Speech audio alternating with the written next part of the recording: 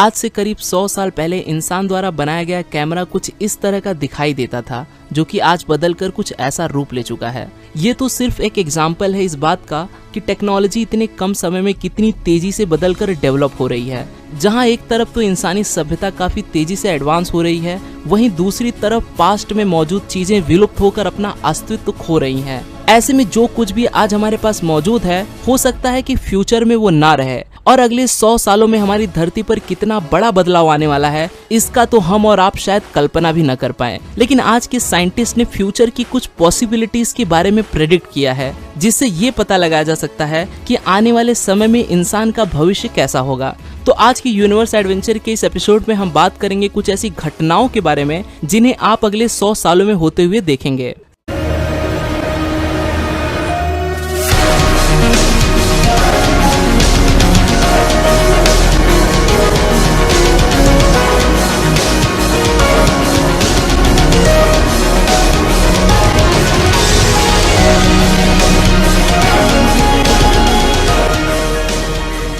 साल 2020 से लेकर 2040 तक हम सभी जानते हैं कि दुनिया की सबसे ज्यादा पॉपुलेशन वाला देश चाइना है और उसके ज्यादातर नागरिक बुढ़ापे का शिकार हो चुके हैं। लेकिन जल्द ही यह आंकड़ा बदलने वाला है, क्योंकि अब भारत दुनिया की सबसे ज्यादा आबादी वाला देश बन जाएगा। इस दौरान बुर्ज खलीफा भी दुनिया की सबसे ऊंची बिल्डिंग होने का खिताब खो चुकी होगी, क्योंकि उसकी जगह जेडा टावर ले चुका होगा। एलोन मस्क के पहले स्टारशिप रॉकेट को मंगल ग्रह पर भेजा जाएगा। यह पहली बार धरती से बाहर किसी दूसरी ग्रह पर इंसानी बस्तियों को बसाने की शुरुआत होगी। वायरलेस चार्जिंग भी एडवांस हो चुकी होगी और अब मोबाइल फोन को वाईफाई जैसी टेक्निक के इस्तेमाल से चार्ज किया जाएगा। धरती पर इस समय पर एक ऐसे डिजिटल फैब्रिक को बनाकर तैयार किया जाएगा जिन पर लगे सेंसर्स की मदद से इन कपड़ों को पहनने वाले इंसान की हर तरह की हेल्थ से जुड़ी कंडीशन का पता लगाया जा सकेगा। धरती पर बड़ी बड़ी बिल्डिंग्स को बनाने के लिए आज की ईंटों की जगह पर इलेक्ट्रिक स्टोरेज सेल्स का इस्तेमाल किया जाएगा, जो सूरज की रोशनी से चार्ज होकर बिजली पैदा करने का काम करेंगी।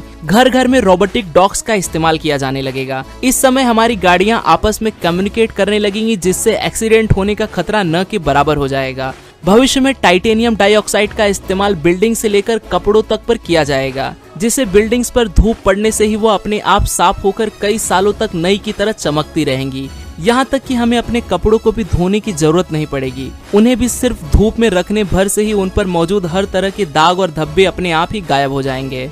सन 2040 से 2060 तक अब तक ग्लोबल वार्मिंग के चलते धरती का तापमान बहुत ज्यादा बढ़ चुका होगा। उत्तरी ध्रुव पर मौजूद बर्फ काफी तेजी से पिघलने लगेगी। धरती पर पॉपुलेशन इतनी तेजी से बढ़ चुकी होगी कि लोगों के रहने के लिए अमेज़न रेन फॉरेस्ट जैसे जंगलों को आधे से ज्यादा नष्ट कर दिया जाएगा। यहाँ तक कि धरती की आधी से ज्यादा जनसंख्या के पास पीने के लिए पानी तक भी मौजूद नहीं होगा। लेकिन अब तक हम इंसानों को मार्स पर भेजने में कामयाबी हासिल कर चुके होंगे। वहाँ पर मशीनों की मदद से पानी और ऑक्सीजन का निर्माण किया जाने लगेगा, जिससे कि आने वाले समय में वहाँ पर धरती जैसे वातावरण का निर्माण होने लगेगा और मार्स की धरती पर भी पेड़ पौधे उगने लगेंगे। वहीं धरती पर ट्रैवलिंग के लिए ऐसे सुपरसोनिक जेट्स का इस्तेमाल किया जाने लगेगा कि उनकी मदद से हम 10 घंटे की दूरी को भी सिर्फ आधे घंटे में ही तय कर लेंगे। इस नई तकनीक से धरती पर हमारी लाइफ और भी ज्यादा फास्ट हो जाएगी और हमारा कीमती समय बचने लगेगा। एलोन मस्क अपने न्यूरालिंक प्रोजेक्ट के जरिए इंसानी दिमाग में ड्रिल की मदद से एक ऐसी चिप को इंसर्ट कर देंगे जो इंसानी दिमाग की कमियों को खत्म कर उन्हें जीनियस बनाने में भी मदद करेगा,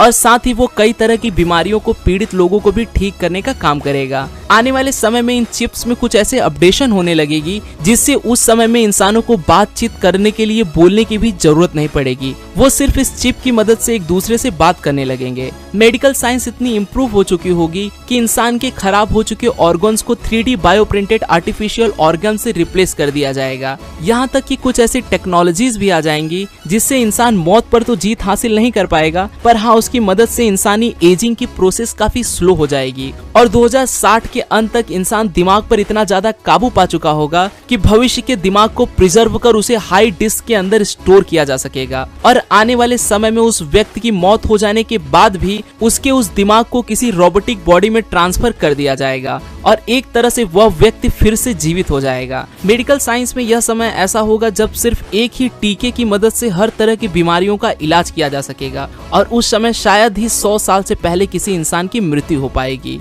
अब नजर डालते हैं 2061 से लेकर 2100 तक की घटनाओं पर। इस समय तक मार्स पर इंसान की आबादी करीब 3 लाख तक जा पहुंचेगी और पिछले कई हजार सालों में विलुप्त हो चुके कई जानवरों को उनके डीएनए की मदद से फिर से जिंदा कर दिया जाएगा। इंसान स्पेस में मौजूद एस्ट्रॉइड्स में से भी जरूरी मिनरल्स को कलेक्ट कर उसका इस्तेमाल ईंधन के रूप में करने लगेगा। स्टेम सेल टेक्नोलॉजी की मदद से इंसान अपने शरीर के खोए हुए पार्ट्स जैसे कि उंगलियों को दोबारा से रीग्रो कर पाएगा। आयरन मैन मूवी के टॉनी स्टार्क की तरह इंसान आर्क रिएक्टर टेक्नोलॉजी को काफी हद तक कॉम्पैक्ट और एफिशिएंट बना चुका होगा, जिसके इस्तेमाल से ईंधन की खपत खत्म हो जाएगी। अब तक इंसान के लिए दूसरी प्रजातियों के जीव जंतुओं से भी कम्युनिकेट कर पाना संभव हो जाएगा। 2075 तक पॉल्यूशन के चलते धरती की खराब हो चुकी ओजोन लेयर, जो सूरज की खतरनाक अल्ट्रावायलेट किरणों को धरती पर आने से रोकती है, पूरी तरह से रिपेयर हो चुकी होगी, जिससे धरती पर होने वाली काफी खतरनाक बीमारियों से मुक्ति मिल जाएगी। साइंस और टेक्नोलॉजी की मदद से इंसानी शरीर में कुछ ऐसे चिप्स को इंजेक्ट किया जाएगा जो इंसान की लगभग हर तरह की समस्या को दूर कर देगी। जैसे कि अगर कोई इंसान अपना वजन कम करना चाहता है तो वो पेट में लगी अपनी इस चिप की मदद से अपने खाने पीने की डाइट पर भी काबू कर पाएगा। इस समय तक टेक्नोलॉजी इतनी एडवांस हो चुकी होगी कि आर्टिफिशियल आंखों, सिंथेटिक ब्लड और यहाँ तक कि कानों की सुनने की क्षमता को भी काफी हद तक बढ़ा दिया जाएगा।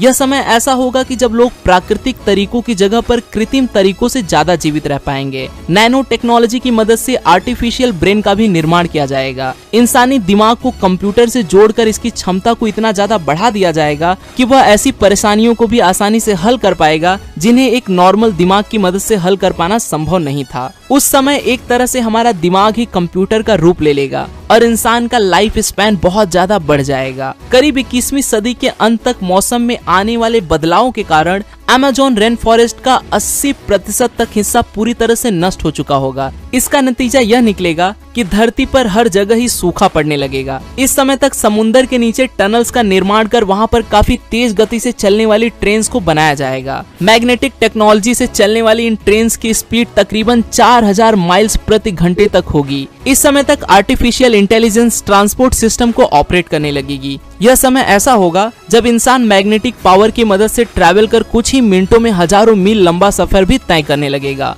बेसिक मॉलिक्यूलर असेंबलर्स की मदद से इंसानी खाने को मशीन के द्वारा बस एक बटन दबाकर ही तैयार किया जाएगा। सन 2100 तक अंटार्कटिका की लगभग सारी बर्फ पिघल चुकी होगी और इस बर्फ के पिघलने के कारण समुद्र के पानी का स्तर तकरीबन 7 फीट तक बढ़ चुका होगा, जिससे समुद्र के किनारे पर बसे कई देश पानी में डूब चुके होंगे। लेकिन उस समय वेस्ट अंटार्कटिका के सूख जाने की वजह से वहां पर डेवलपमेंट का कार्य काफी तेजी से बढ़ने लगेगा। इंसान यहाँ पर काफी एडवांस ऊंची इमारतों का निर्माण करने लगेगा। नतीजतन धरती के इस एरिया में भी जनसंख्या काफी तेजी से बढ़ने लगेगी। धरती पर मौजूद सबसे खूबसूरत वाटरफॉल यानी कि नाइग्रा फॉल्स का वजूद भी अब पूरी तरह से खत्म हो चुका होगा और ऐसी भी संभावना है कि उस समय 1 किलोमीटर से भी ज्यादा डायमीटर जितना बड़ा एक एस्ट्रॉइड आकर धरती से टकरा जाए और धरती से समस्त जनजीवन को ही नष्ट कर दे। अब ये धरती से टकरा ही जाएगा ये पूरी तरह से जरूरी नहीं है, क्योंकि उस समय तक इंसान कुछ ऐसी टेक्नोलॉजी को बना चुका होगा जो धरती को किसी भी बड़े एस्ट्रॉइड से टकराने से बचा सके। हालांकि उस समय तक इंसान टेक्नोलॉजी की मदद से लगभग हर एक क्षेत्र में ही इतनी उन्नति कर चुका होगा कि अब धरती पर से इंसान की मौजूदगी को मिटा पाना लगभग असंभव ही हो जाएगा। लेकिन फिर भी भविष्य में धरती पर कुछ ऐसे इवेंट भी हो सकते हैं जिनकी वजह से इंसानी सभ्यता पूरी तरह से खतरे में आ सकती है।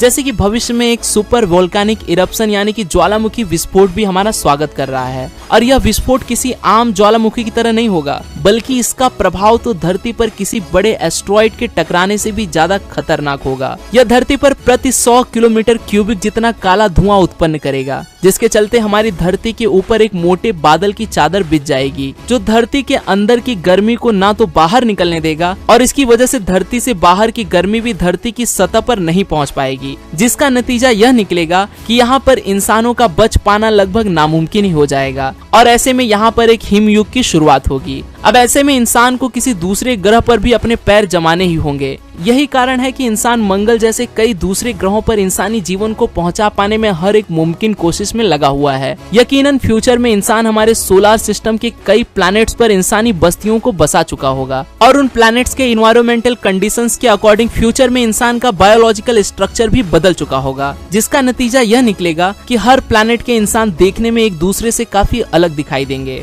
अब आपको चाहे इस बात पर यकीन ना हो, लेकिन इन सब की तो शुरुआत भी हो चुकी है। एलोन मस्क की स्पेस एक्स और दुनिया भर की स्पेस से जुड़ी एजेंसियां इंसानी जनजीवन को किसी तरह से धरती से बाहर स्पेस में पहुंचाने पर जुटे हैं। एलोन मस्क तो स्पेस एक्स के सबसे एडवांस रॉकेट स्टारशिप को 2018 से मंगल ग्रह पर पहुंचाने के काम में लगे हैं, जिसके चलते वह इंसानों को मंगल पर पहुंचाने से पहले वहां पर इंसानी जीवन को बसा पाने के लिए जरूरी सामान को इंसान से पहले ही पहुंचा देना चाहते हैं। लेकिन आखिर यह सारा काम कैसे किया जाएगा? क्या सच में एलोन मस्क साल 2100 तक लाखों की संख्या में इंसानी आबादी को मार्स तक पहुंचा पाने में कामयाब हो पाएंगे? अगर एलोन मस्क की बात करें तो उन्होंने इन सभी सवालों पर हामी भरते हुए इसका जवाब काफी पॉजिटिवली दिया है। तो क्या आप जानना चाहते हैं कि इंसान को मार्स तक आखिर कैसे पहुंचाया जाएगा? कैसे वहां पर नए सिरे से जीवन की शुरुआत की जाएगी? और आखिर वहां पर इंसान का रहन सहन और खाना पीना कैसा होगा? अगर जानना है तो मुझे कमेंट्स में अपनी राय जरूर बताएं। मैं आपके इन सारे सवालों के जवाब में एक अलग से पूरी वीडियो लेकर जल्द ही हाजिर होऊंगा। अगर ये वीडियो अच्छी लगी हो तो इसे लाइक करें और आप इस वीडियो के बारे में क्या सोचते हैं मुझे कमेंट्स में जरूर बताएं।